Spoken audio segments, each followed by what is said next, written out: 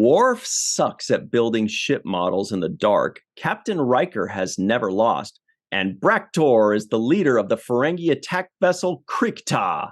Hello, everybody, and welcome to the Seventh Rule with Cirroc Lofton. Hello, hello. My name is Ryan T. Husk, and today we're doing a review of Star Trek The Next Generation, Season 2, Episode 21, Peak Performance, written by David Kemper, directed by Robert Shearer. This was July 8th, 1989. We have a very special thanks to give out to Joel E. Blacker. Thank you very much, Joel, for sponsoring today's incredible episode. How are you today, Cirroc? Thanks, Joel. I'm good. I'm doing good. Peak performance. Okay. Yeah, there's a lot to, I think, frame this episode with. And number one is July 8th. Sounds very late in the game. That has to be because of the delays from the early season strike. You know, the strike was going from the end of season 1 to the beginning of season 2. And so season 2 started really late, like maybe November or something like that. Because right now they're in episode 21 and they're in July. Do you remember the last time, the latest you guys shot on Deep Space Nine, like end of the year?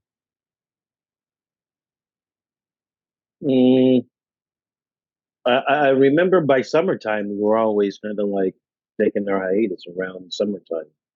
Oh. But I can't tell you if that was like June was probably the last of it. And then by July, August, we're already gone.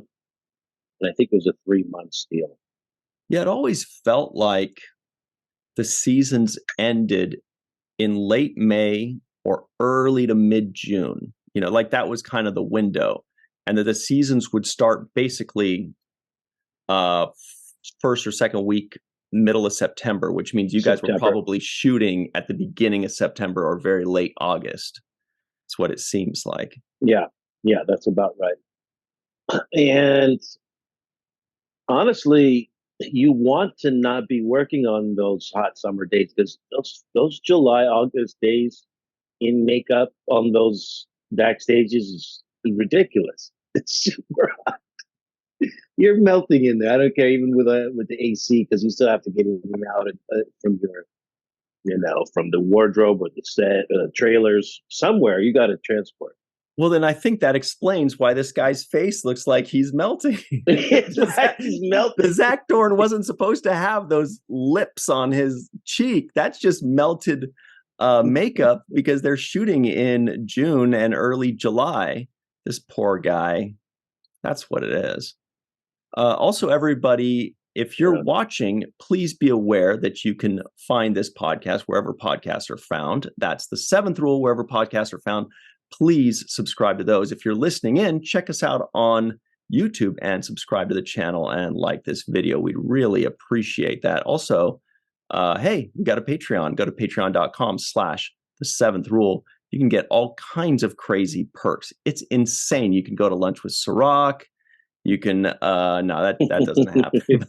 You can do all kinds of good stuff. You can still go to lunch with me. Who knows? Yeah, it could happen. Anyway. It could happen.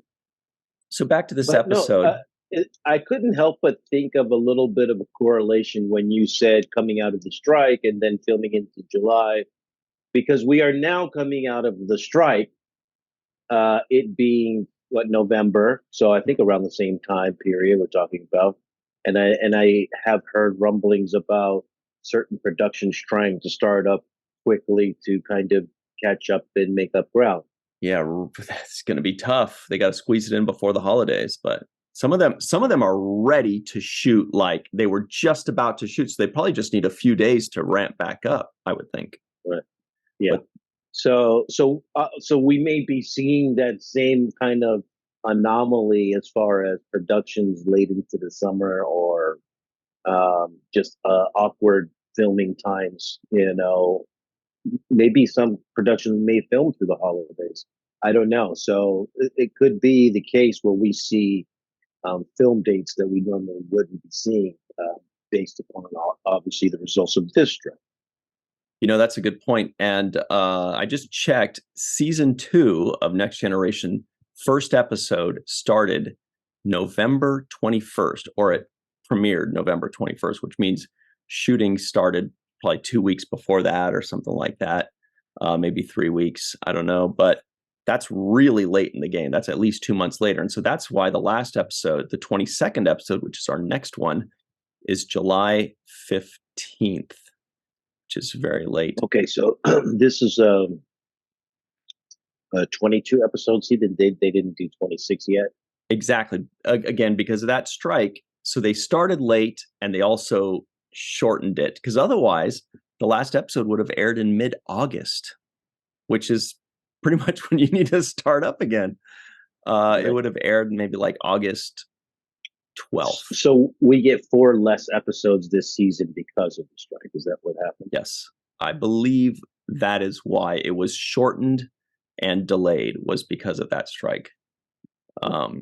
But I just bet we'll find out more information on that in a couple weeks.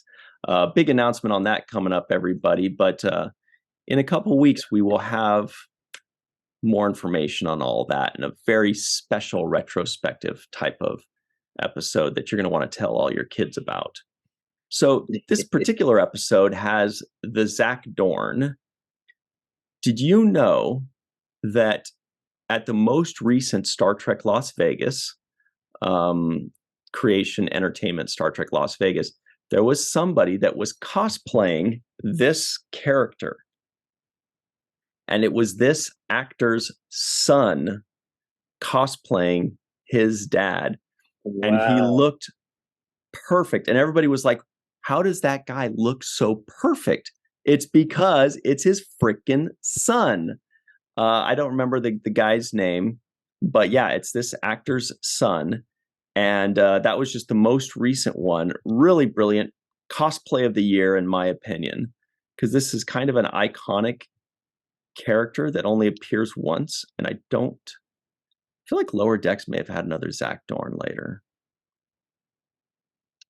Is the Zach Dorn, that's his character's name, or that's the alien type?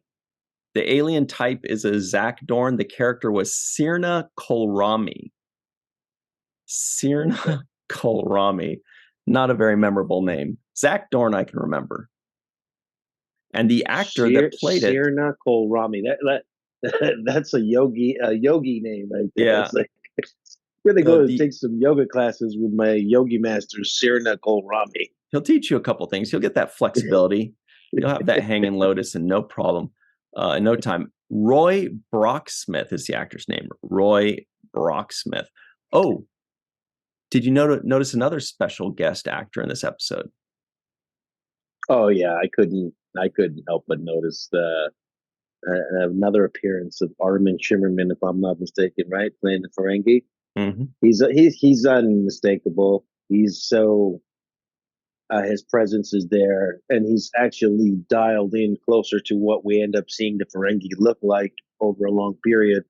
This is the episode where I felt like, oh, that's a Ferengi right there.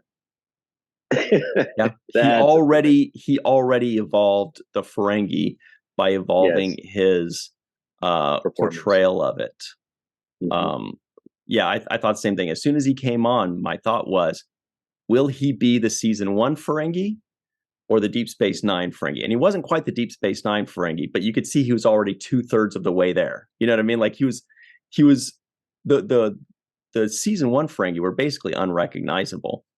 But the way he was acting in this one, yes, we get it. I mean, yeah, big time. There was a toughness there. There was a seriousness. I thought the first Ferengi was a little bit too jokey and too comical in their behavior. Like it looked like they were overacting that particular role. And in this particular case, it was more direct. It seemed like they were good adversaries for Picard, because I liked the way Armin kind of challenged Picard and called him, your answers will dictate our response. The way he was talking to him was with authority and not in a jokey way. There wasn't any kind of jokingness that I got. Actually, the other Ferengi had a little tinge of comedy to his performance, more so than Armin did. Yeah, they were too sniveling, and they were too sulky, you know, and Armin brought some respect to that role, to that alien, and made them less silly and more, you know, intimidating, you know, at least closer to being intimidating, because we're supposed to take these guys seriously as an actual threat. And we can't take them as a threat if they're making us giggle. Yeah. And that's huge respect to Armin, because I'm sure he thought, I want to redeem my performance in that previous one. I don't know if he fought with the director and the director said, no, you got to do the weird dog paddle thing that you were doing in the first few episodes. And Armin was like, sir, I will not. I will bring respect to the Ferengi race. And it really showed, you know, and it's not often that an actor can look back on a role with regret, but get a second chance to kind of right that wrong. And he got an even bigger second chance throughout Deep Space Nine and became a hugely loved and iconic character because of it. So a very rare opportunity for Armin, and he really took that opportunity and ran with it. He did. And it also reminded me kind of when I reflected on my own experience on the show and on my show, and I thought to myself that people like Armin, Jeffrey Combs, they have had the advantage of working on this show before and really having an intimate knowledge of what to expect when you come to this, you know, Star Trek set. Mm-hmm. And I thought about those of us that did not have that advantage, you know, that were just freshly standing there and kind of having to learn what the culture was like on the fly, as opposed to people like Michael Dorn, people like Colin Meaney, Yep. You know, obviously Armin Sherman, Vaughn Armstrong, Mark Alimo. Yeah. That culture is the perfect word for it. Yeah. Yeah. So they already are walking into a situation. They know the pace. They know the ambiance and the mood that is set in this kind of environment. And there's certain things that you pick up that there's nothing that can prepare you except for actually being on a set and seeing this spaceship, right? Or this, you know, that is different than whatever you can deliver in an audition. When you actually step into a culture of, oh, this is an entire world that's been created with existing aliens and existing treaties and beefs and all of this kinds of poise and how you carry yourself, all of this tradition. And so I credit Armin for doing a fantastic enough job, as well as with, you know, Colin and Michael Dorn, that it was something that they wanted to bring back and see more of. And that was one thing that kind of resonated with me when I saw Armin in this episode. I said, "Oh, this is what they saw when they saw let's bring Quark's character." It was based on this version of the Ferengi that he portrayed. It wasn't the first one, even though the first one got him a call back, right? Got him back this second time again, right? But it even in this, it was the second time that got him more than a call back, in my opinion. Right? The first one got him the call back. This one we just saw got him a series regular role on the spin-off show. That's what I Totally. And speaking of treaties, my favorite is Rice Krispie treaties. And I do think that this is what got, you know, Armin, you know, 2 feet into the door for Deep Space Nine, right? I mean, I could be wrong, but it seems like, sure, he still had to audition, but he probably had to audition from a very small list and was already bumped to that top of that list. We also know famously that Max Grodenchik was at the top of that list. And he and Armin were basically the final two to play Quark. because Max Grodenchik does play a Ferengi in The Next Generation beforehand. So both of them had played Ferengi. Out of the handfuls of actors that did it, those were the two that maybe they felt did it the best. And the rest is history. But they certainly earned it. There's definitely a hierarchy and a meritocracy going on there where these guys showed off their acting chops. And thank goodness, Armin got that second chance, because he got that second chance and really did well with it. And he also played that face for that Betazoid gift box in that one thing. But this is definitely what got him. And he mentioned this before when we talked to him about Quark and the role he played. He talked about the choice that he made to play it for drama, where he felt Max played it for comedy. And that was essentially the difference, right? Playing it for drama or comedy. I think Quark, even though he comes across as very comical, is trying to be very serious. And I think that's what makes it work. Whereas Rom and Max is trying to be, oh, well, brother, it's more of a comical portrayal. And it's funny, but it's serious. It's crazy. They actually accomplish the opposite effect with the way they go. So Max's comical way actually brings out a lot of serious notes when you think about what he says and the points that he makes. And Quark's serious way, where he's like, I'm trying to be serious, makes you laugh because you're like, you're serious about that. So it's really an interesting dynamic. That's a really interesting point. Quark is a dramatic character in a comedic role, and Max or Rom is a comedic character in a dramatic role a lot of times. That's a good point. I hadn't thought of that. That's really fun. It's really cool. Yes. A lot of fun. And another thing that was a lot of fun to me in this episode, and I want to give credit, because I did start off with a little bit of resistance towards Dr. Pulaski in the beginning of this season, and I'm gonna soften my stance on her. She's really grown on me. I'm always skeptical when they just try to throw new people on and then they erase other people, and I'm like, what's going on here? Where's the consistency? So and obviously with Crusher being Wesley's mom, that all of those things kind of meant a lot to me too, right? So I took a kind of resistance stance against Dr. Pulaski. Like, I'm not gonna like you because you're not supposed to be here. Where's my people that I like?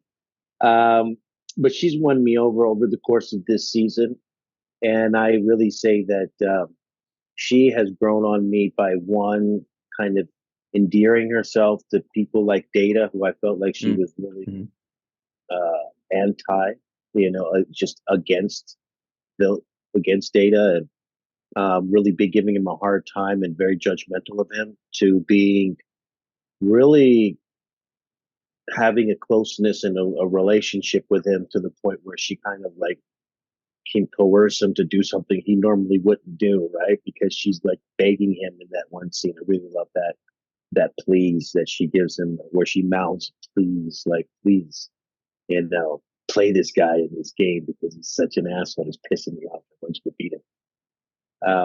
So I love that about her. And I think she's grown on me in so many ways, including how she interacts with Picard in this episode. I think that she proves to be a good, somebody who's a match for Picard. He's a lot to handle, and he's so authoritative, but she really kind of holds her ground against him, and sometimes even one-ups him. And I think that she's kind of like a counterbalance in a way, or a counterweight, whereas everybody is his subordinate. The Doctor is the one that's not a subordinate necessarily. They're the only ones that can give the captain an order if help is in question. Now, of course, she's also an older officer. She's been there, done that. So she also acts the part. So whereas some of the characters might be like, oh, that's the boss, I got to cower in fear or whatever, she's just kind of like, whatever, if I got a problem with him, I'll just go to another ship. I don't care. I've been there. But it is funny how I didn't even make that connection that, yeah, that's funny that she's the one that gets Data to play the game, where she was the one that was the most prejudiced towards him being an android. And now she's kind of enjoying that aspect about him and almost toying with him. Like, let's see how good this android is. I don't like this guy. Maybe I could get the android to humble him up a little bit. It's playful. It's playful, and it's endearing. I feel like they could have had better use of Troy, personally. I think that Troy could have been used more as an advisor, more so to Picard in this battle game, this war game. She helps Riker, but she doesn't help, but she doesn't help Picard, and she's on Picard's team, or does she? I don't think she did. I mean, she's kind of around. Yeah, I didn't see her. She's kind of around. No, I didn't see her. But it would be nice if she. Well, I guess she did. That's what it was when Data was saying, but if Riker knows that we know that he knows that we know and all that, that was very fun and very cute. But and she did help there. That's where it was, where she was like, look, I think we just need to stop being so crazy. Overthinking it. Yeah. But she still could have been used more in that regard and less in the stratagema game stuff, because that was kind of a B plot. But anyway, that's just my own personal feelings on that. What do you think of the game?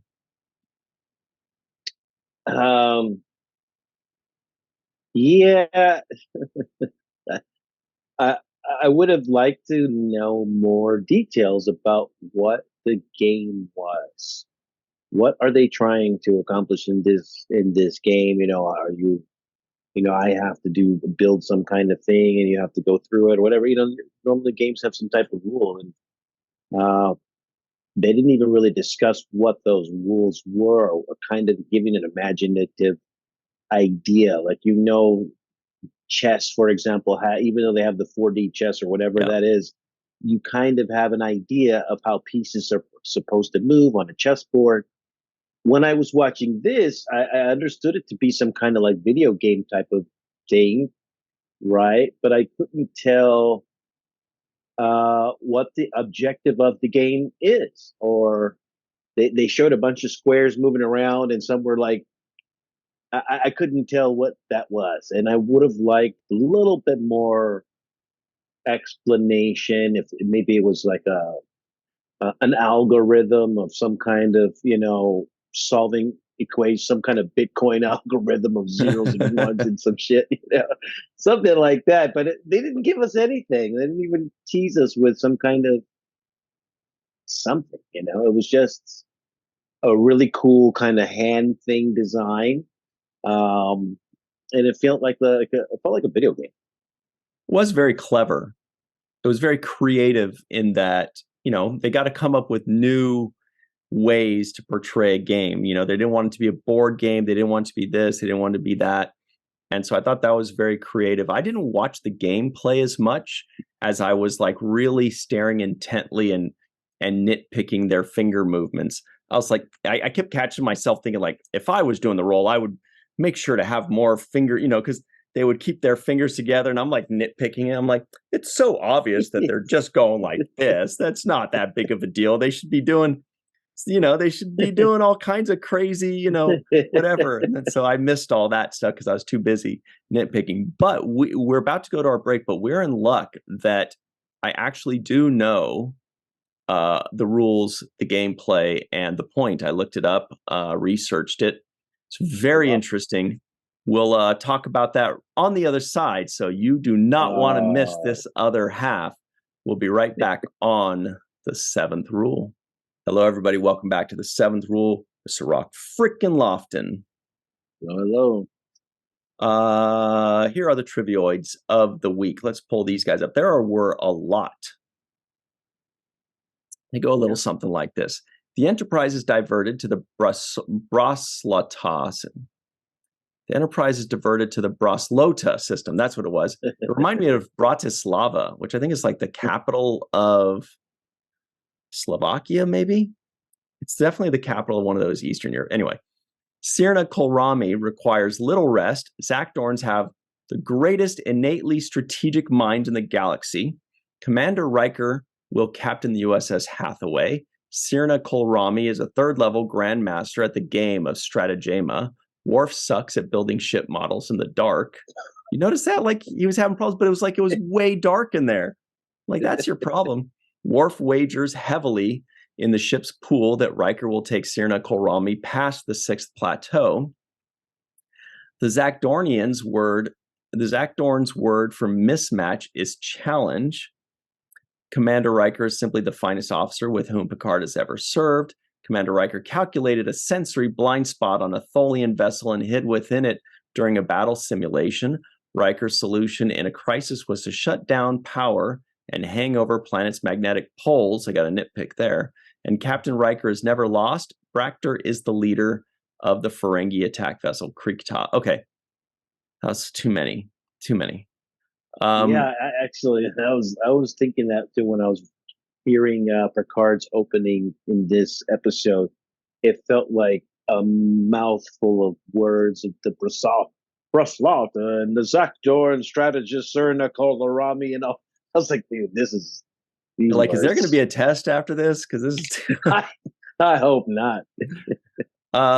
So it says Commander Riker's solution in a crisis was to shut down power and hang over a planet's magnetic poles. How could he hang over more than one pole at a time? Oh, how could he hang over a planet's magnetic poles? Am I wrong? There are two poles, and you can only hang over one or the other. Well, yeah, but I guess they're saying if it's like this, if it's like a line, and you're just floating on top of it, then you would be on top of both of them if they were both, I guess, underneath you. But I understand what you're saying. I guess that's yeah, like a direct line. Like there's one pole, there's another pole, and then he's up there. Yeah. I think they just said poles, and it should have been pole, but that's a decent explanation. We'll accept that. We'll take it. That's called the pole dance maneuver, by the way. Is that what it is? I didn't no, because they had maneuvers for everything. I was like, how many maneuvers are there? I'm like, seriously, is this really how it works? Like, do people really have like 7,000 different maneuvers that they use in battlefield situations? And they say, all right, let's do the Kuzma maneuver. Now the Kyle Kuzma maneuver. Yeah, exactly. Yeah. Yeah, and do they really have time to say all those things? Like, that's what I'm saying. Are we getting into formation? And what if somebody forgets? Like one guy out of the chain of operators, right? They're like, what's the Talapian maneuver again? That's a delicious one. Exactly. Well, I'm glad we changed the subject off the polls, because that's the most polls we've talked about since our old associate producer, Radek Orszewski, who lived in Northwest Poland, everybody knows. Oh, yeah, Radek, yeah. Miss him. I liked when, going back a little bit to Dr. Pulaski, there was a line that, first of all, when she says he needs an attitude adjustment, and she's referring to Zakdorn, the Zakdorn guy, I thought that was great. But she says something to Picard. Picard says, oh boy, I have to handhold an android.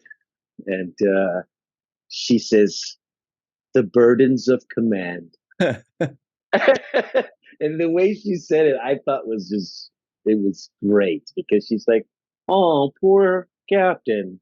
Yeah, life is so tough. It's so tough. You gotta go hold hands of an android. Oh. Okay. I can't be the only one here. Maybe I am, but I can't be the only one. When Wes and Geordi were first starting to work on the Hathaway, and Wes goes, Geordi, I have to return to the Enterprise. And Geordi's like, now? And he goes, this is important. And he's like, and this isn't? I swear I thought Wes was going to be like, I got to go to the bathroom. The place doesn't have working like just the urgency and the way he like stiffened up. He's like, Jordy, I gotta go. He's like, now he's like, it's important. I'll be number back one in or like number two? 11 minutes. Yeah. Don't nobody go in the bathroom. Another 35, 45 minutes. Is it That's warp one or warp two? It's warp two. Warp one or warp two. Yikes. Yeah. This episode was fun. It kind of had a good pace to it. It felt like it had a bigger budget for it, like with that extra ship that they built. Like I did feel like I was on a lot of different locations as far as sets. There were different areas and corners, nooks and crannies, panels being opening off the thing, and different bridges here and there. What I would have liked to see more of is I would have liked to see more of the back and forth between Picard and Riker. They gave it to me a little bit later in the scene. I think about 34 or 5 minutes to go. That's when it started to kick into the versus mode, right? And they really, really were going at it. I would have liked to see more of that maneuvering and kind of, chess play that they were playing in between each other. I would have liked to see that start out earlier in the episode. Yeah. Or watch them go through more problems, have to crisis manage in different situations. That would have been great for me because I did enjoy the kind of back and the mano a mano versus them. Yeah, and that part only lasted a minute, and then the Ferengi come out of nowhere with impeccable timing somehow. But check this out. Yeah. That USS Hathaway that you mentioned, I really liked it. Here's what it looked like. It has 4 nacelles, which is really cool. And it's just got this really cool, fun design. And it's all like old and dusty. I guess that's probably not dust. It's probably like char from getting blasted. But it looks really cool. Thought it was a creative looking ship. Anyway, yeah, I would have liked to see more of the cat and mouse game between Riker, just because they built it up, and they kept saying, but I guess they had those moments in the battle with the Ferengi. And I also thought that at some point, somebody should have given credit to Worf and Wesley and Geordi. Picard kept saying, I told you Riker was great. I'm like, Riker didn't come up with that. That was Wesley, bro. Or when they say, how did he get warp drive up so quick? And he says, I told you Riker's the best. I'm like, Riker, all Riker did was say, great job, everybody. I mean, like, he did good stuff, but he didn't get warp drive up. That was Geordi. So I just thought that was funny that Picard just kept saying, yep, that's my guy Riker that did all those things. What about painted the outside? Yeah, that was Riker too. He did everything. Well, that's how captains think. They want to take credit for everything. So that didn't surprise me as much as, Picard sticking up for Riker was good in this episode. I like the way he stuck up for him. And the thing that he mentions, he's talking about Riker, and he says Riker creates loyalty with joviality. And that is kind of a good expression of Riker. Riker is a jovial kind of, like, there was a moment when Wesley says, oh, I have this thing. And he's like, Wes, you stole that from the ship, right? You cheated or something to that effect. And he's like, oh, actually, I just, I improvised. You told me to improvise or something. Yeah, right? He said something like that. He said, you told me to be creative or whatever it was. Yeah. Yeah. So, and then he smiles and gives him the joviality of acceptance and like, no, don't worry, buddy. I know what you did. I know you broke the rules, but it's okay. And I'm good with it. And let's carry on. And that is the Riker way. He is that kind of, like, he looks like he's reprimanding you, but he's actually like, don't worry, buddy. I got He gives you the weight. Yeah. So that's his leadership style. And it does work well because it was the same kind of excitement that he got Geordi excited about the idea. He got Worf excited about that. And another thing he did which was great, was I thought it was a very subtle moment, but it was good. It was when Worf was he tells Worf, "I want you to sit in the chair and be my number one," and Worf says, "Well, Geordi, outranks me, and technically he should be." And I like the way Riker in that moment says, "No, I already spoke to him about it. We're good."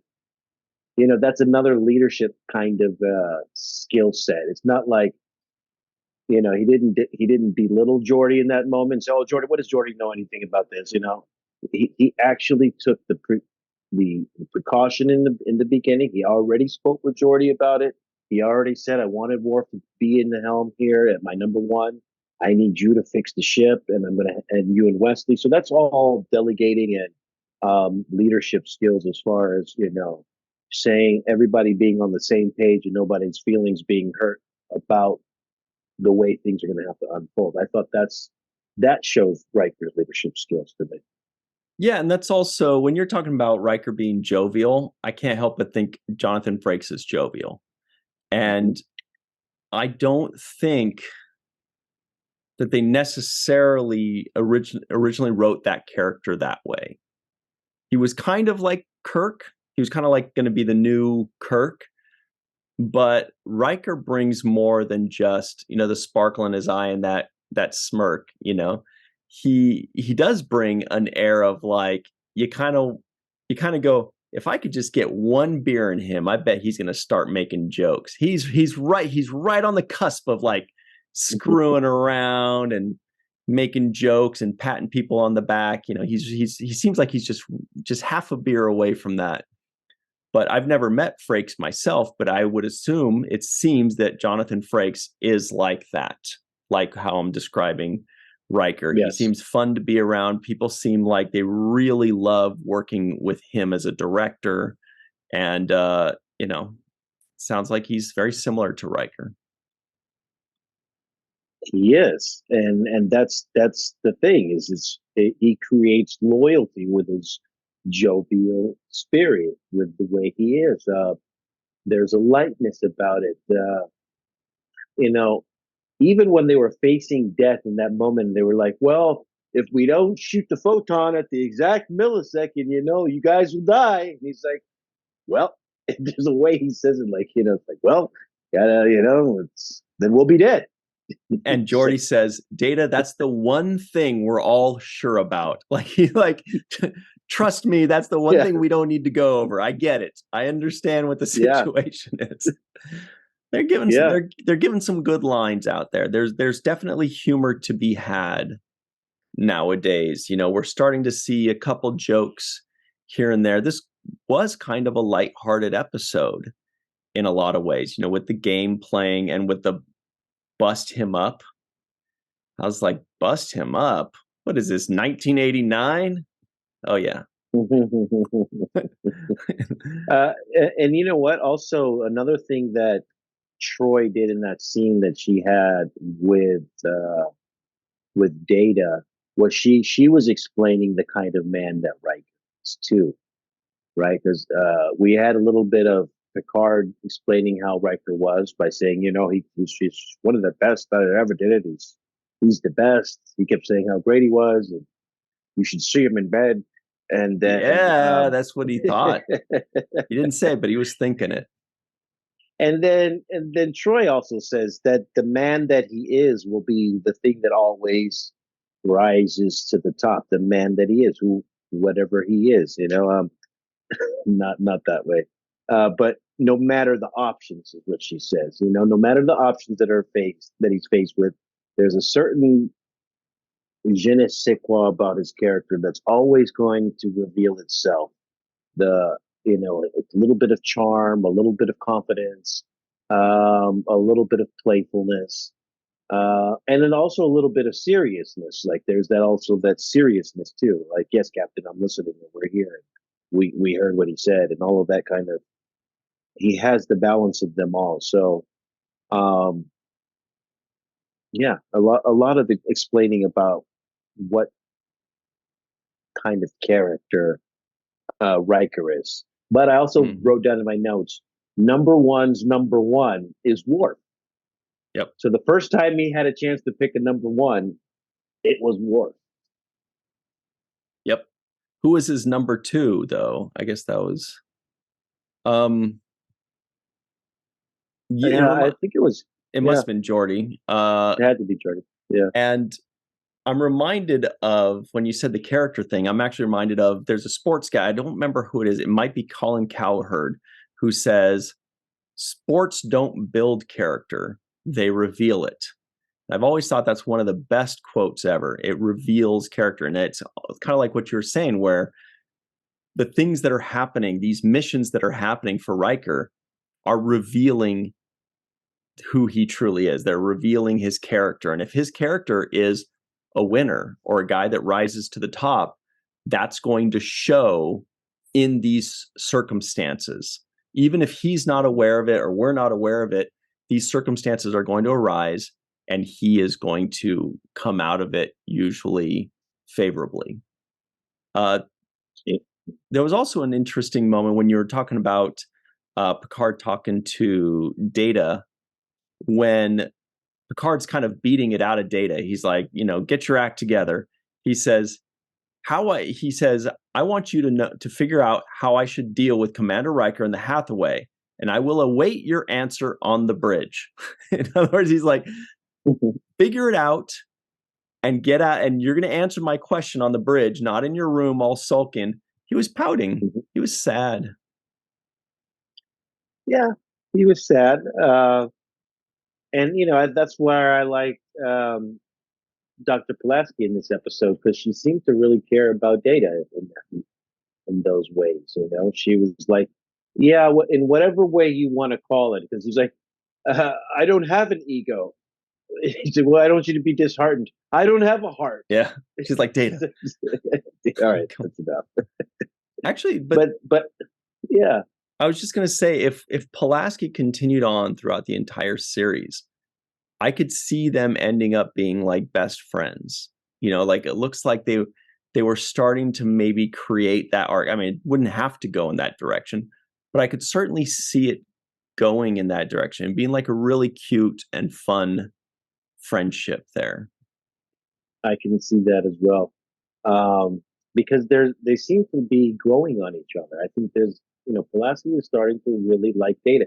She even says at some point, "Oh, I regret even asking you to do this." And she was feeling bad that she had made Data feel sad, or inadequate, or less than. And for somebody who started out this season trying to make him feel inadequate and less than, to now being conscious of the fact that she has caused these conditions for him, I think shows a lot of growth in her part. It shows that,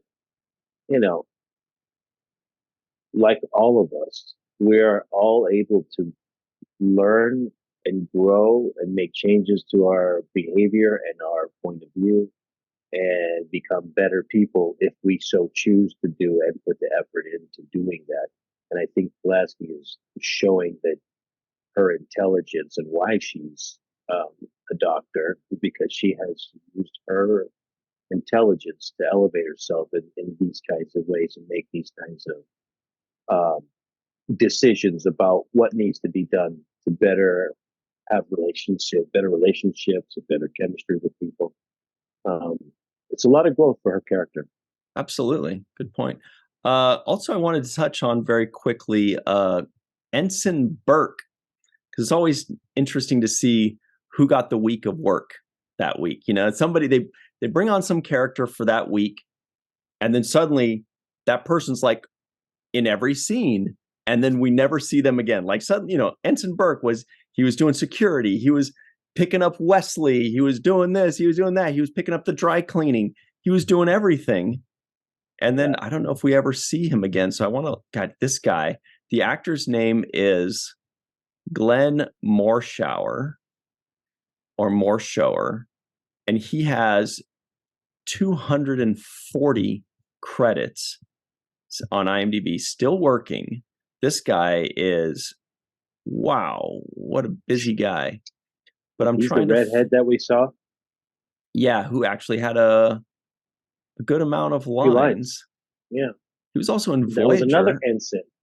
Mm-hmm. He was in Voyager one episode as some ensign or officer. I'm trying to see how many episodes in The Next Generation he was in, though, if we ever see him again. Oh, 2 episodes. So this was the first. And then 4 seasons later, he is, oh my goodness, he's in one of my favorite episodes, season 6, episode 18, Starship Mine. I quote that episode all the time. I know exactly what character is. He plays Orton in that one. That is, when you see that one with Calvin Hutchinson, call me Hutch. Hutch, yeah, I'm in love with Calvin Hutchinson. Call me Hutch. And I'm in love with the way Data emulates him, but we got to wait 4 seasons for that. Anyway, it is time for the home run of the episode. Who gets the home run of the episode? The home run of the episode. I'm going to give this home run to. Yeah, I'm going to give it to Riker. I'm going to give it to Mr. Jonathan Frakes. He was charming in this episode. He was lovable. There's certain times when I feel like he's overbearing or just chauvinistic, and sometimes too predatory when it comes to women that he desires, whatnot. But in this episode, I thought he showed a lot of leadership skills, and he also showed to me why he would make a great captain. Mm-hmm. This was my first real insight on why I feel like Riker would make a great captain, and she proved it this episode. That's a good point, and I agree with you that I think it has to go to Riker. Everybody did a pretty good job today, but it's a wonder what we can do when we don't have a special guest star that's a female, because then he's like, I know my role. I'm just gonna go wash some lady's feet, or whatever. But in this one, when there isn't one, there's just this weird guy. Then he's like, well, I guess I'll just be an officer, I guess. And they did it very well. They wrote it well. He acted it well. Very good. Yeah. Riker all the way. Home run. Yeah. Speaking of home runs, somebody by the name of Homer heads this group of people that we want to thank. Their names are Homer Frizzell, Dr. Marie Segal, Eve England out in Wales, Yvette Blackman Tom, TJ Jackson Bay out in Missouri. Tough break. His Memphis Grizzlies are not starting off too well. Bill Victor Arukin, Titus Moeller. There it is. Titus Moeller, Darlena Marie, Tierney C. Diekman, Anna Post, Anil O. Palat, Joe Balsarati, Justine Norton Kurtzen, Mike Gu, DQ, Dr. Stephanie Baker, Carrie Schwent, Faith Howell, Edward Foltz, My Live from Tokyo, the Matt Boardman, Chris McGee, Justin Weir, Jake Barrett, Jane Jorgensen, Henry Unger, Allison Leach Hyde, Julie Manisfee, Marcia Classic Schreier, Greg K. Wickstrom, Jed Thompson, and of course, Dr. Susan V. Gruner and Jason Okun. I think I butchered that list worse than ever any other time ever. But it's the thought that counts. Not your peak performance. No, it's not. As soon as I started talking about Grizzlies basketball, I just lost myself completely. And I was going back anyway. All right. But we appreciate all of them nonetheless. Everybody stick around. We will be right back with much more. Oh, shoot. I forgot that I said I was going to talk about the stratagema and how it works and all that. I totally made that up. It's not true at all. I don't know anything about it. Thanks for the cliffhanger. I totally lied. I'm such a liar. But stick around, everybody. We've got the free-for-all up next, and then we'll definitely explain what that game is about. We'll be right back on the 7th Rule. Hey, everybody. Welcome back to the 7th Rule. This is the free-for-all. Let's get into it. We've got Malissa Longo here. We are joined by Faith Howell as well, who's got the best quote ever, or at least today's best quote. We have TJ Jackson Bay out in Missouri. We've got Chris McGee with a cool family shirt. Jason Okun with a radical poster behind him. Allison Leach High looks like some L cars on her shirt. We've got Greg Kenzo. Looks like he's wearing a pretty cool Malissa outfit, right? Well, maybe not outfit, but the shirt for sure. Mai is live in Tokyo with some trophies behind her. We've got Jed Thompson also with a Malissa shirt, theintrovertedrepublic.com, that is. And Carrie Schwent is hanging out. I think she's going to have some poetry probably this week. Let's get into it. Also, later on, we're going to talk about some outfits. That's a good segue. But first things first, Jake Sisko guesses the IMDb score. Please. I'm gonna go with like a 7-1. Does anybody else have any guesses that doesn't already know? I'm going to say 6.59. I'm going to say 7.6. Yeah, maybe I'll go higher, like 7. Melissa 10 with wiggly fingers. Yes. 10 with wiggly fingers. Very good. The answer is George Mirasan, 7.7. Oh. 7 point. George Mirasan, I think he was.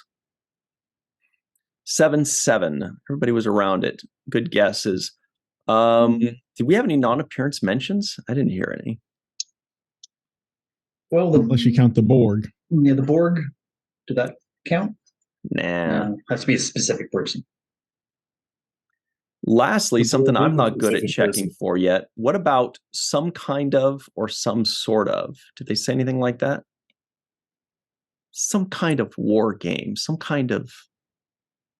I didn't catch one. I wasn't watching for it. We got to keep our ears open. Malissa Longo is here. Save us. What did you think of this episode? It was a 1.1. No, I'm just kidding. I'm just kidding. Quite the opposite. I actually really liked this episode quite a bit. From the get-go, when Cole Rami enters the bridge and watching the way he walks, and just the actor that portrayed that guy was phenomenal. I think he did a phenomenal job because he committed to being annoying and skeevy and frustrating to no end, and it worked. And and his choices, his acting choices aren't usual acting choices, and it worked. And so I really enjoyed watching him, and his makeup was pretty incredible too. So that was good. I really like episodes that focus on how the Enterprise crew works together to solve a problem, because it really reveals relationship and character, and how each character interacts with one another and learns from one another. So I like that about this episode. I like seeing that Worf thinks very highly of Riker, and we've seen this before, but I think he's got a little bit of a crush on Riker in some sense. I like that Pulaski has gone from being prejudicial towards Data to being one of his biggest cheerleaders. That's fun to see. And I also like seeing Data seek counsel from Troy. That's fun. That's cute to me. There were a few lines that stood out to me in this episode, and the one behind Faith is the one that I wrote down in my notes. It's possible to commit no mistakes and still lose. That is not a weakness. That is life, and that's so true. And I like Worf's line where he said, "Very unfortunate. We will be dead." So funny. And then Data's line at the end, "I busted him up." So cute. I do have some questions. One is there such thing as space dust? Two, because the Hathaway looked pretty dusty, and the sets were awesome. Two, why doesn't Deanna wear pips? And three, does Pulaski outrank Data? I feel like her pips show that she outranks Data, so why doesn't she get put in command of the bridge instead of Data? So those were my questions. But overall, I really like this episode. I didn't check, but I think she's a commander. I always remember her being commander level, just like Crusher, I think, was. I think that she wouldn't be put as first officer because she's chief medical, so she's not really a bridge officer. She could be. He could make an exception if he needs her, for sure. And as we know, Deanna Troi definitely earns her stripes later on as well. Yeah, but she never wears pips on her outfit, which I don't know why. My headcanon is that she got a dispensation, and perhaps it's something that's up as a almost like a ceremonial sash that Worf wears. That's my headcanon. Gotcha. She should have pips, though. Jellicle will tell her. What about you, Faith Howell? How are you? What'd you think of this one? I absolutely loved it. I've always had positive associations with this episode, but I think having gone through some stuff in life, as you guys have heard, and I will spare the listeners, if you want to know, go back to DS9. It's great if you missed it. But this quote behind me, as things have happened, really kind of just took my breath away on rewatch. And it's so true. Like, you can do everything. You can plan ahead and make all the best choices with all the information you have at the time, and bad stuff can still happen. And that's just life. And so to me, this is the most poignant line Picard maybe ever says, I would argue. And so I really appreciate this episode specifically for that. And as soon as I saw that this was the episode this week, I was so excited just for that scene. I also really love things like the way Picard and Riker get so excited to play this game together.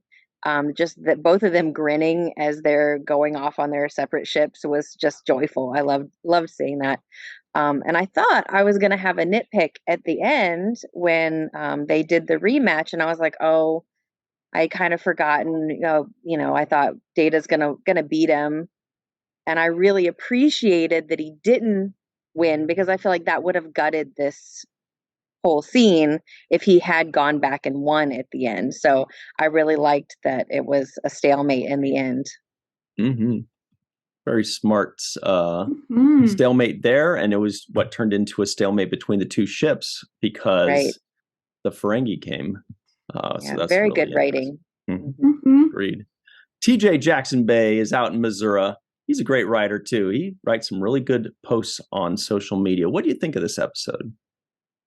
Well, this is, of course, a fun one always to revisit. And there's so much stuff that I could talk about, but I'm going to pick maybe two and save the rest for later. The first thing I really appreciated is when Picard got frustrated with Kolrami and called him into the ready room and it just really started backing up Riker. Like, look, I don't know why you think so poorly about Commander Riker, but let me tell you, you got it wrong, buddy.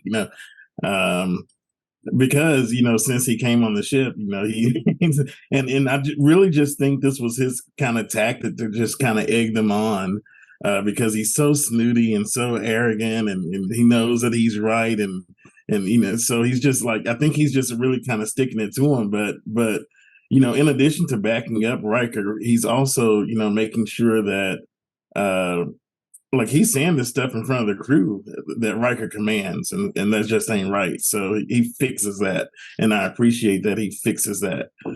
And the other thing that I really appreciate from this episode is just watching Data's journey progress. You know, we all know that he wants to be human. He doesn't, kind of understand these emotions. He doesn't understand why they want him to play this game. And then, like, when he loses the first time, it's almost like he got depressed. And I appreciate, Pulaski's kind of analysis on it, that it doesn't matter whether it's emotions or algorithms, like it's still affecting him, and that much is evident. And so, basically they all, take turns trying to cheer Data up.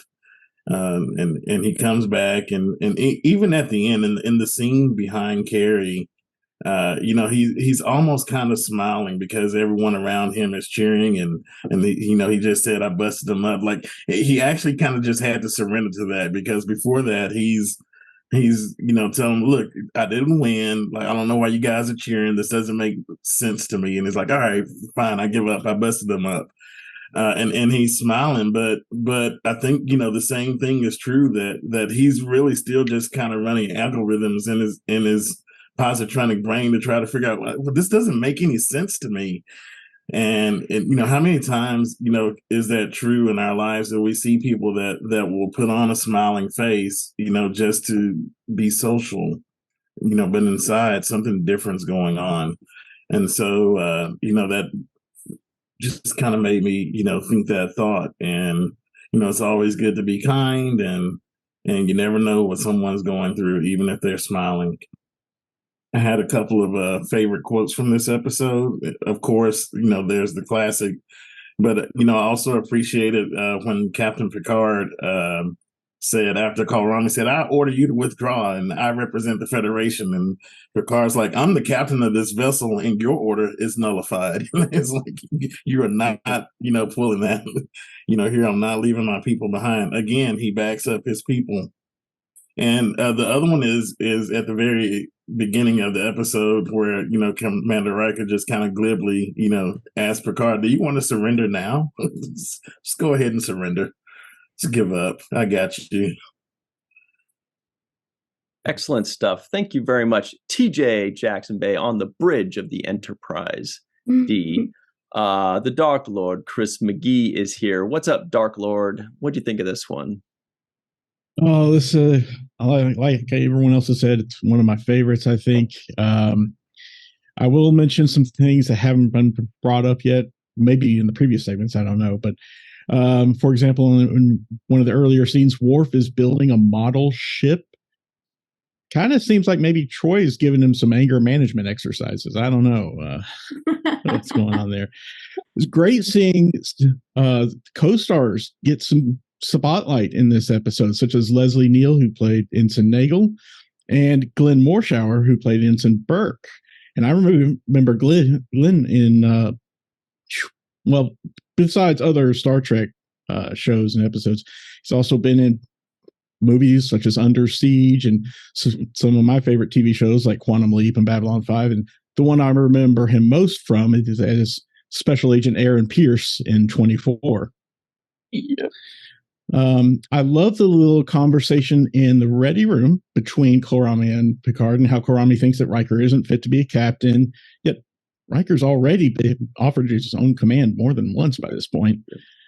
And it does bring up how different people can have different styles of command, which in no way affects their effectiveness at command, provided, of course, that their crew can adapt to their CO's command style. Something that we will be exploring in a later episode. And I, like everyone else, I do very much love the B plot of Data thinking that he's defective in some way because he lost to Kolrami. And of course, it leads to probably my favorite line, not in this season or even the show, but probably across all of Star Trek, which I think a lot of people feel similarly anyway, which is Faith's background there. So I'm not going to choose that one as my memorable quote of the episode. That's too easy. I'll pick lesser known one that still has stuck with my brain after all these years, which is, what's the Zachdornian word for mismatch? Challenge. That was a good one. I liked it. I didn't remember it. Thank you very much, Chris McGee. Jason, the outrageous Okun, is here. He's going to teach us stuff we don't know, I bet. What do you think of this episode? Always and absolutely. I think if I had to describe this in any shape or form with a single word, it's probably fun. It looks like everybody's having fun in terms of, the actors, and it looks like certainly the director is having a little bit more fun. Compared to last week's direction, we do see some differences. I think, Robert Shearer does move the camera a little bit more. There's some subtle things you see, anything from an empty first officer's chair when Data doesn't come to the bridge. The scene actually starts with an empty chair. So little touches like that. And, to some degree, I think this episode is a little bit different from all the others, probably in the first two seasons, because there's a lot of character moments, I think, for almost everybody here. I think, frankly, and I'll save most of it for later, I think, in my mind, maybe the weakest part of this episode is the plot, but that's not the point. We do get to see all the characters shine and show their personality in one way or another, which is a great thing and is a little bit unusual. As I said, for the first couple of seasons, it shows a little bit more starting in season 3 when Michael Piller comes on the show. So we do get something here as well for everybody. And Worf does play with toys. And forgive me, it's a scale model. And fortunately, they did not use that model for the Barge of the Dead in Voyager. He's actually supposed to be building a Klingon sailing ship of some sort. It's supposed to be a Klingon ship. So, and I think certainly the performances of all the regulars and Wright, Brocksmith, nailed Kolrami to a T. The way he was described in the script was he was supposed to be actually kind of a thin weasel. I guess I didn't get sort of the physicality of it, but he certainly acted like a weasel and performed greatly. I mean, if you look at his body of work as an actor, you do see quite a bit of range. I mean, he does come back on Deep Space and plays a completely different character. Even if not for makeup, he's a harder person to recognize. Simply because what does he play on Deep Space Nine? I didn't check. He was a Bajoran. Okay. On Deep Space. In one of the later seasons, he was, I think it's The Darkness and the Light. I think something like I forget the name of the episode, but it's the guy that gives coordinates to Kira. Yeah. So, I mean, just great throughout. Again, you do see sort of people kind of relaxing and enjoying themselves. And, it's just a little sad for me that this was not the final episode of season 2 because of what we're about to face a week from now. And as I said, I'll save the rest for later. Wow, good stuff. Thanks very much, Jason. Allison Leach Hyde is here. What's up, Allison? Did you also love this episode? Yes, I do love this episode. I've loved this episode since it came out as a kid. It was fun and everyone was having a good time. And I, as an adult, I really like that we actually get to see Riker's personality shine without a woman there. It's just Riker having a good time, being in command, having fun with his crew, and doing a great job at what he does as his form of command. And so I really enjoy that. And always, whenever we get to see Geordi and Wesley tackling an engineering problem, they're great. They work so well together, both as characters and as the actual actors. Will and LeVar do such a lovely job together. So it's always fun to see them. And the twinkles in their eyes as they're all going, we're kind of breaking the rules, but this is going to be fun. So that's what I love. My favorite line, of course, is the one behind Faith. But I'm going to come back to one of my seconds, and that is from Riker. Just remember, Enterprise, Captain Riker has never lost. And it's true, because the last time Captain Riker came up against the Enterprise surrendered to him. So he is batting 1,000 right now from Matter of Honor. So coming in with that fun joy and confidence is great and super entertaining, and it's fun to watch. It's great pace, so always like it. Love seeing the actors have fun when we know what's coming up next. So that's where I'm at on this one. Excellent knowledge. When they said Captain Riker's never lost, I thought he meant because he's never been captain before, but you're right. He was the captain of the Klingon ship for a minute there. Good stuff. Thanks very much, Allison. Greg, Kenzo, what's up? What'd you think of this episode? Like everybody else, I can say that I loved it too. I did just watch this one probably like 3 weeks ago, so this time it didn't hit me as deeply, but I have to say there are great parts in it. Like, I love the way that Picard sticks up for Riker when what's his name, Karami is kind of breaking him down, but he does that, and then it's kind of like vice versa. They have deep respect for each other, and you can tell that in every sense of their relationship. Data's journey in this is great. I do believe he beat Karami at the end, but that's just my opinion. Even though it's a stalemate, like, I mean, come on, you got to give it to him. And yeah, they solidify that when he says, "I busted him up." Other than that, I mean, everybody pretty much said all the beautiful parts of this episode. So I'll go with the philosophy that I like to take away from these episodes. I mean, the quote behind Faith is the one that like I could go with, like, and that would be great. But that one's like a given. So I tried to look a little bit deeper than that, because that's amazing, and that will stand the test of time. And so what I was looking at is that theories are much different when you have to put them into practice. Kalrami's reports on Riker were all wrong. He says that, Riker does this, he's jovial. He doesn't take situations seriously. And, that's his style. And I love Picard's response to that. He says, "Do not mistake style for intent," because really he gets the job done. And I think that's the writers commenting on Jonathan Frakes as a director. I don't know if he's directed it by this point, but maybe it's just his style on set.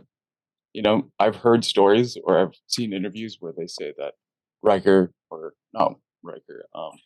Jonathan Frakes is really jovial on set, and he just has a good time. And they kind of I feel like they pulled that into the writing of this, maybe. But other than that, let's see. Everybody else pretty much said what I was going to say, so thank you. You make that shirt look good, Greg. Thank you very much for that. Good stuff. Mai is live in Tokyo with, looks like, NBA, NFL, and hockey trophies. NHL, that is. What do you got for us today, Mai? Baseball, football, hockey. Yeah, absolutely. I'll come to that in a second. Again, like everybody says, one of my favorite episodes. It influenced me a lot when I was presented with a computer-based challenge in a negotiation class I was doing when I was doing my MBA. In fact, the University of Chicago has a motto of more data, and that always tickled my funny bone as a Star Trek geek. So now you got to recall that I grew up at a time when technology was just beginning to play a role. We had computer punch cards, phones on the modem, asteroids, and then Atari computers where we played winter games. The heady leaps to 14.4 and then 28.8 baud rates for transmitting data, a command line interface-based internet, Mosaic in '93, becoming Netscape and Firefox. So many examples. Technology played a different role. So I saw computers really as an eminently malleable item rather than a tool with finite and specified functionality. So when I was asked to participate in a computer simulation that required me, in competition with a computer program, to bid, counterbid, to seek to accumulate as much of a given product as I could buy in the market, I knew that the computer program was bound to follow certain reactions based on my presumed balance of funds per the game rules. The idea of the program was designed to teach us caution and modesty due to not knowing how our opponent would play the game. I thought that was somewhat unfair, but I also realized that it was a handicap for the opponent. With my perception of the role of computers, I simply went in and accessed the part of the program that allowed me to reset the parameters, allowing me unlimited funds. Needless to say, the results were twofold. One, very skewed numbers in my favor, and two, a professor who was somewhat annoyed, but also unable to deny the value and the lesson learned by everyone that day. And this actually came directly from this episode. It also became the credo by which I've conducted myself in sales negotiations for the past 30 years. And it's very much akin to what Sun Tzu said, which is, know your enemy and know yourself, and in 100 battles, you'll never be in peril. My version is learn the rules of the game better than your opponent, and it will be that much easier to circumvent them. And in business, much like in the championships represented by these 3 trophies, winning is everything. Who came in second? Nobody cares. So the halls of my education included not only the traditional ones, but also those of the enterprise. Great stuff. Thank you very much. Live in Tokyo. Jed Thompson's here. He's smiling. He's got something fun to tell us. What do you think of this sure as hell do.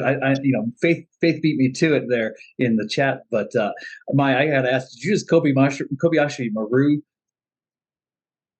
Yeah. That makes me so happy right now. I could be done with my statement, and I'd be done. That's awesome. In real life, that's fantastic. So I love the episode. I forgot what this episode was all about until we put it on just about 2 hours ago, and I just it was just so well done. And we've all had, we've been hearing everybody here, and I'm going to save a bunch of stuff for things left unsaid, but I'm going to. What I took from this episode was that it was instrumental in a grander scheme of furthering along and underscoring the Borg threat, the genius that is Wesley Crusher, Data's quest to understand and become more human, and to also portray the Ferengi, a shout out to Armin Shimmerin, as a less militant species with a deeper culture than we had originally been presented. And if you had been watching these live, I don't think, it's obvious, you would not have guessed any of that, to come. Obviously, otherwise you would be playing the lottery. But in retrospect, this episode had a lot of things that touched for a long time through multiple aspects of Star Trek. And I think that ultimately the most important one was, the storyline, I should say, was Data's quest, to become more human after seeing, new Treks and that sort of stuff. So, which is why I kind of chose this background here with these 2 ladies here who had, as was mentioned before and likely mentioned in earlier segments of this episode, really had some great conversations with Data about himself and his journey. So I'm going to leave that right there and talk about some more fun and nitpicks and detail stuff. Things Thank you very much, Jed. I like that you and Greg are both showing the celebration scene behind you.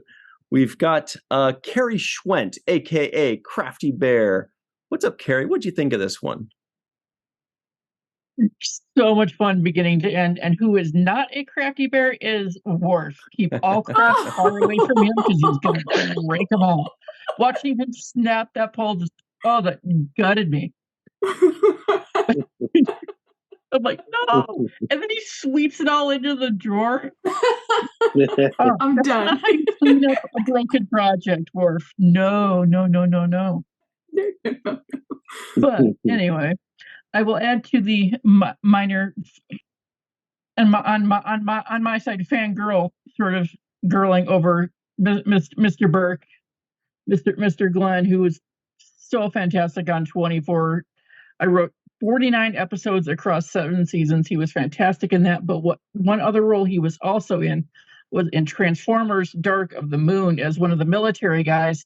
And that movie features Mr. Spock himself voicing Sentinel Prime. And they even include in the movie a tiny snippet of one of the original series episodes at the beginning that one of the little Decepticon dudes just sort of casually comments on.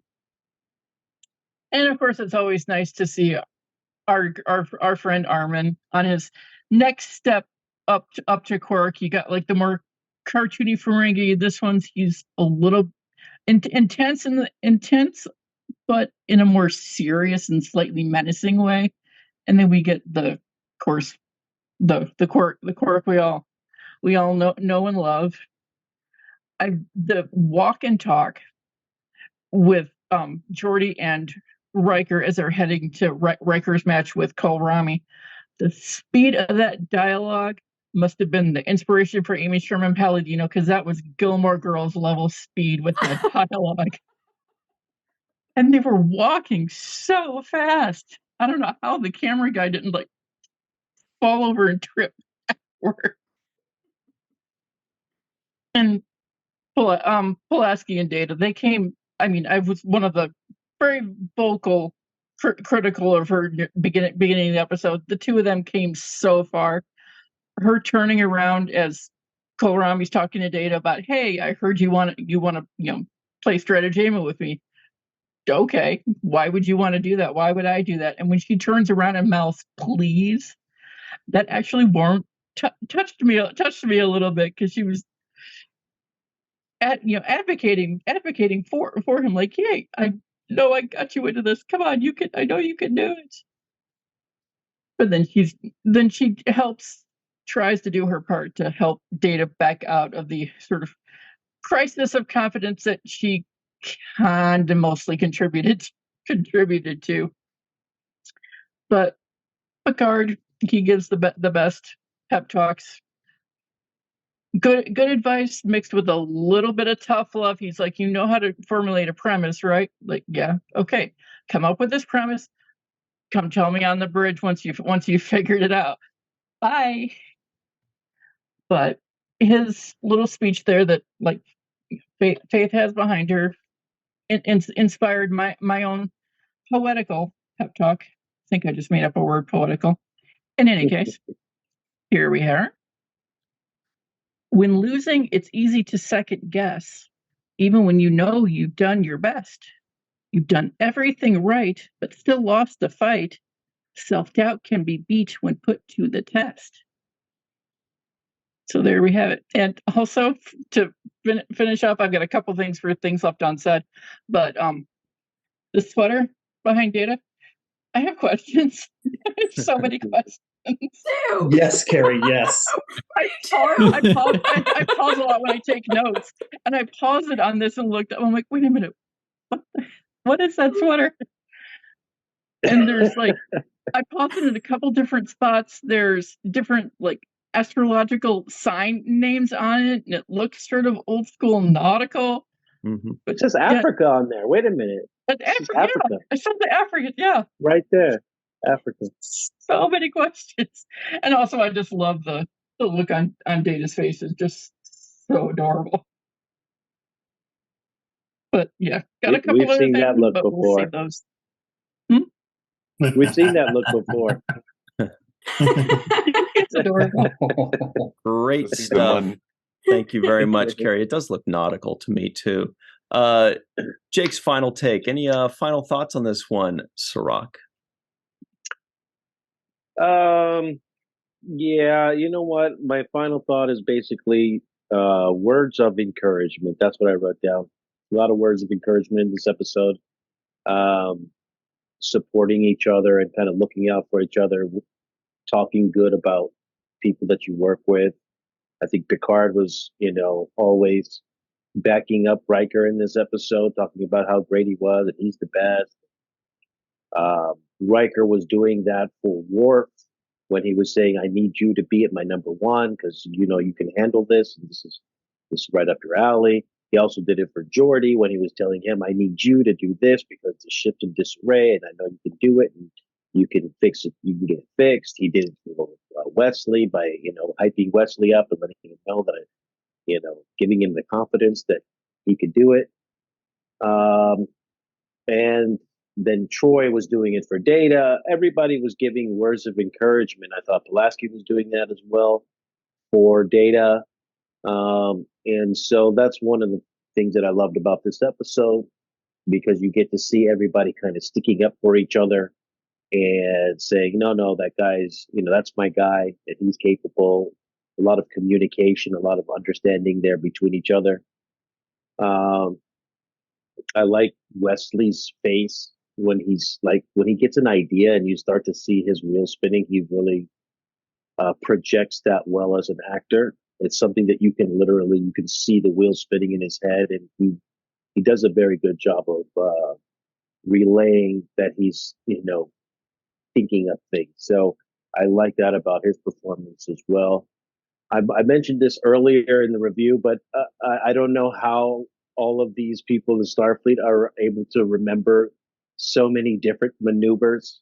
Is there like a guide, a maneuver book that they put together? The Kirk maneuver, the Pike maneuver, this maneuver.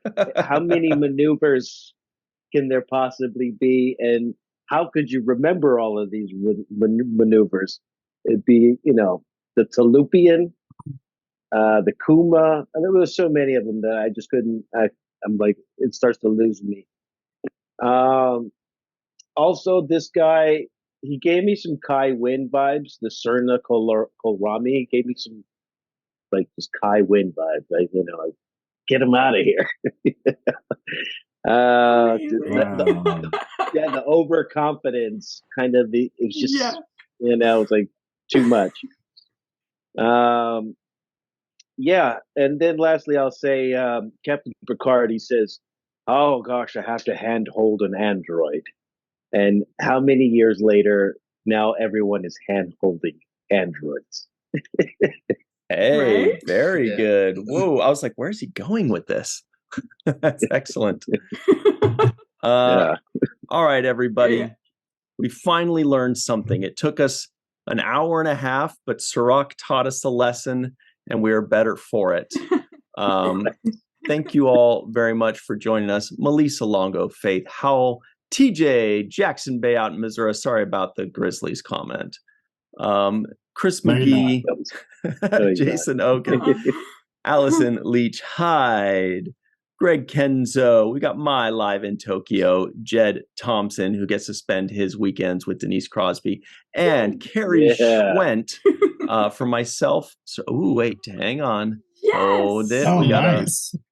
Cirroc's doodle. Everybody listening in, you're missing out on a great doodle by Cirroc. My doodle. Awesome. For myself, Cirroc, Malissa Longo, Aaron Eisenberg, and Cirroc's doodle, thank you all for joining us. Thank you for listening and watching and keeping your ears open. And always remember the 7th rule.